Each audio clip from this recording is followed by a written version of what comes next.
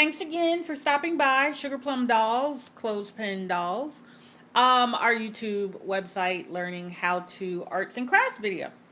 Okay, this video is the continuation of the second part of how to hoop your fabric. This to make a face for your cloth doll. Okay, so depending on the type of embroidery machine you have, I have a Brother embroidery machine that I got off of Home Shopping Network, which is really great, by the way. Home Shopping Network and the embroidery machine. So I just took off that section, and the embroidery piece, it just slides right in. And as you notice, the machine is in the off position. So now I'm going to turn on the machine, and the embroidery machine, it has a really cool computer in it, and it's all on screen that's telling you what it is you need to do next. So I'm just going to click OK, and I'm going to go ahead. Oh my goodness, I am so sorry. I totally forgot to do one other thing. You have to take off the regular foot that you use for sewing. This is actually a Brother sewing machine that will do sewing and embroidery. So I have to take a little screw that they give you and take the foot off. By the way, if you get this machine from Home Shopping Network or wherever you purchase it from, it's going to come with a very detailed instruction book. So see, I just took that foot off. It's going to come with and I'm going to put the embroidery foot on. It comes with a very detailed instruction book, and oh yeah, this way, and it'll tell you everything you need to know. The instruction book, and there's a CD that you can play on your computer that shows you how to do everything with your embroidery machine. And I also found, I'm just tightening the additional foot on there. And I also found a website that caters to this particular model of Brother sewing and embroidery machine. And I will put that information on the YouTube channel where you can get all of this stuff from. And I will be honest with you, I ordered this machine, about a year ago. And I could not figure it out. Actually, I didn't have the patience to sit still and figure it out. But I said, this year, I'm going to do it. I'm going to make it happen. So, now what we're going to do, since we changed the foot, the presser foot, I think that's what they call it. Now we're going to put our hoop in. So, you just slide it up under. Goes right in there. And you push it down gently till you hear it lock in place. Now, like I said, this has a little onboard computer, and let me see how much of that you can see. It has a little onboard computer, and I'm going to pick out my doll face design and get the machine started. Okay, so you can at least see that part of it. Okay, so I need to go to my designs that I have saved. I'm going to pick a design, and it's so hard for me to show you both things at one time, but I'll make another video that shows you specifically the process that this goes through, because I have to do another doll anyway. So I'm going to pick a little doll face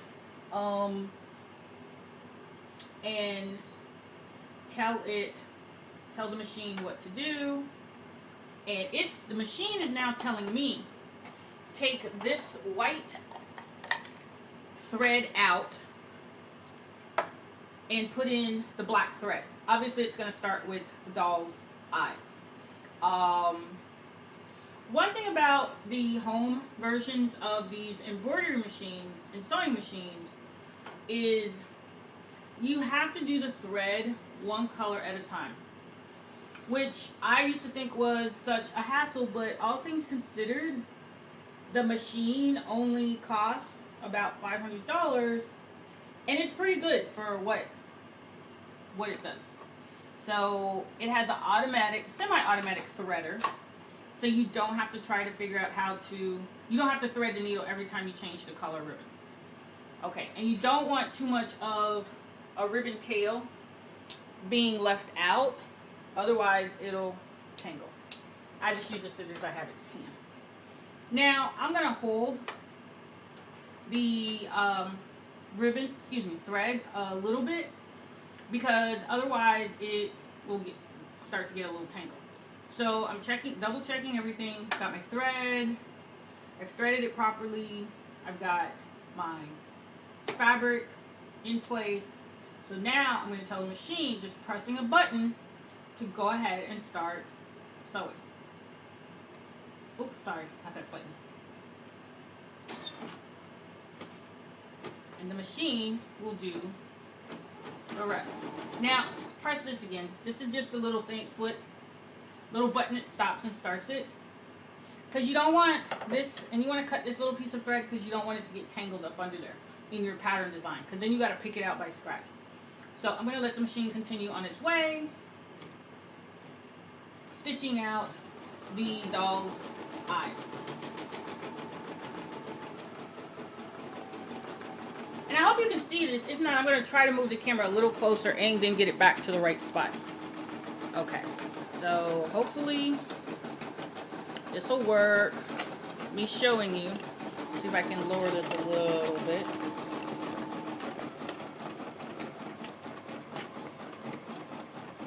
I think sort of as you see here.